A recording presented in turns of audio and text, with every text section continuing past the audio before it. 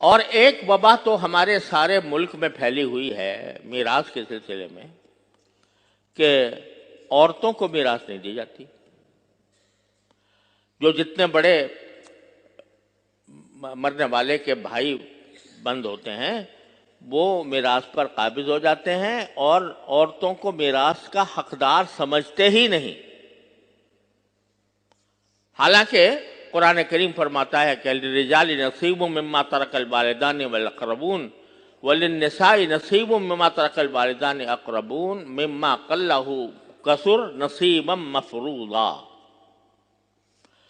کہ جب کوئی کسی کے رشتہ دار انتقال کریں اور وہ اپنا کچھ مال چھوڑ کر جائیں تو اس میں مردوں کا بھی حق ہے، اس میں عورتوں کا بھی حق ہے.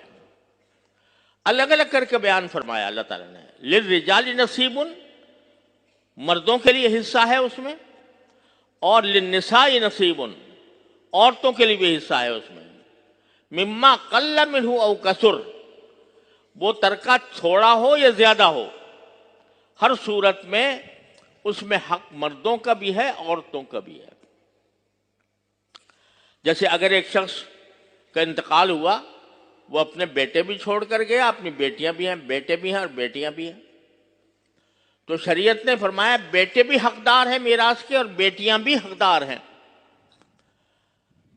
اگرچہ تھوڑا سا فرق یہ ہے کہ بیٹے کو حصہ دگنا ہے اور بیٹی کا اس سے آدھا ہے، لیکن ہے. اور وہ آدھا حصہ بھی بہت بن جاتا ہے بسا اوقات. لیکن رواج ایسا پڑ گیا ہے پورے ملک میں کہ اگر اول تو میراث تقسیم ہی نہیں کرتے سرے سے، سب سے پہلا گناہ تو یہ ہوا.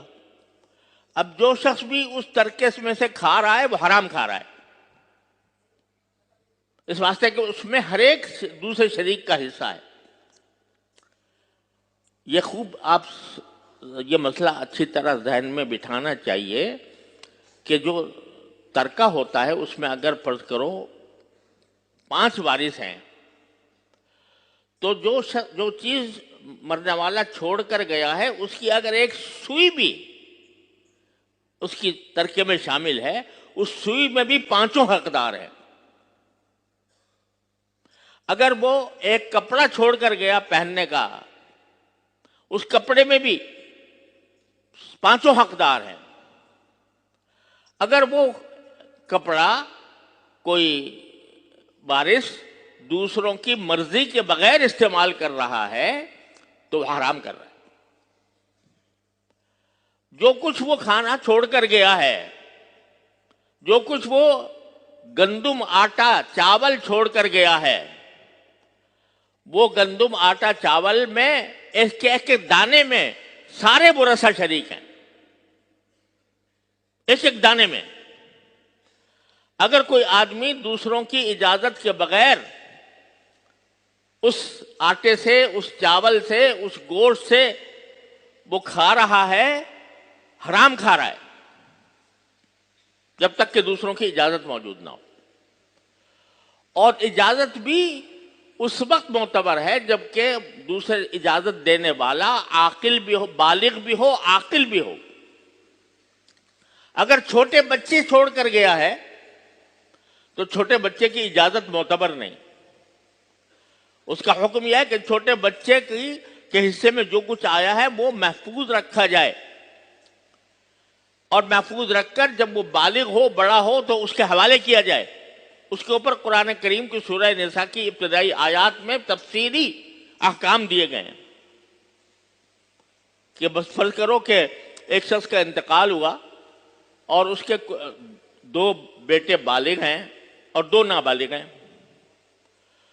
تو ان بالغ بیٹوں پر واجب ہے کہ وہ اپنا حصہ الگ کر لیں اور جو 2 نابالغ بچے ہیں ان کا حصہ الگ کریں، اور نابالغ بچوں کا حصہ الگ کر کے رکھ دیں.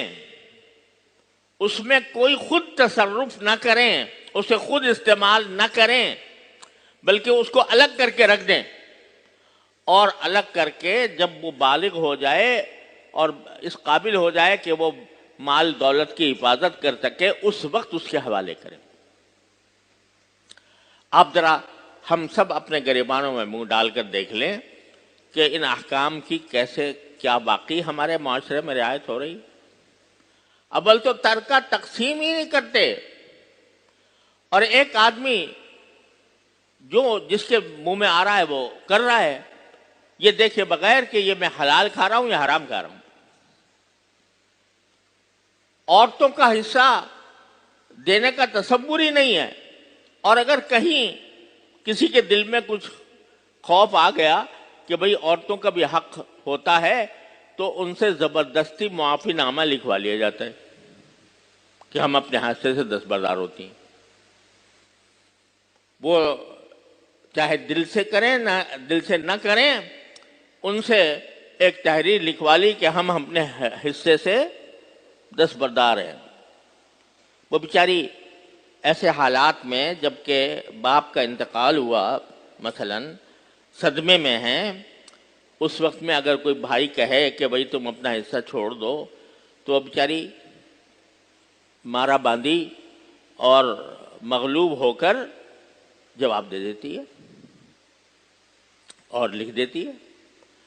خوب سمجھ لے کہ یہ زبردستی لکھوانے سے کوئی اس کا حصہ ختم نہیں ہوتا۔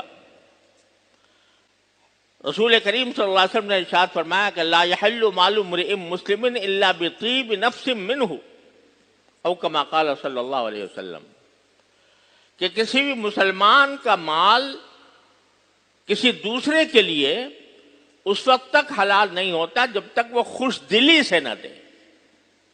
صرف زبانی اجازت کافی نہیں ہے، بلکہ خوش دلی سے اس نے دیا ہو تو حلال ہوگا، ورنہ نہیں۔ یہ رسول کریم صلی اللہ علیہ وسلم کی واضح ہدایت ہے، لیکن عورتوں سے زبردستی لکھوا لیا۔ وہ بیچاری مغلوب ہو کر مجبور ہو کر لکھ گئی۔ طیب نفس اس کی خوشدلی شامل نہیں ہے، تو وہ اگر وہ حصہ بھائی کھا رہے ہیں تو اس میں حرام شامل ہے، ان کے کھانے میں حرام شامل ہے۔ یہ ایسی ایک وبا ہے جو پورے معاشرے میں پھیلی ہوئی ہے، اور اس کے خلاف آواز نکالنا مشکل ہو گیا ہے۔ افسوس ہے کہ علماء کرام بھی اپنے مواعظ میں اس مسئلے کو وضاحت کے ساتھ بیان نہیں کرتے، یا تو توجہ نہیں ہوئی، یا اس وجہ سے کہ اگر اس کے خلاف بولیں گے تو سارا معاشرہ ان کے خلاف ہو جائے گا۔ اب ہمارے ہاں سے ماشاءاللہ بڑی تعداد علماء کی فارغ ہو کر جاتی ہے، اور اب جانے والی بھی ہے۔ وہ اپنے اپنے علاقوں میں پہنچتے ہیں، وہاں پر جو غلط رسمیں یا غلط رواج پائے جا رہے ہیں جو صریحاً حرام ہیں، ان کو لوگوں کو اس سے باخبر کرنا ان کی ذمہ داری ہے۔ ان کی ذمہ داری ہے کہ لوگوں کو بتائیں کہ بھئی یہ کام، اس سے ہماری کھانے میں حرام شامل ہو رہا ہے، ہمارا لقمہ حرام ہو رہا ہے۔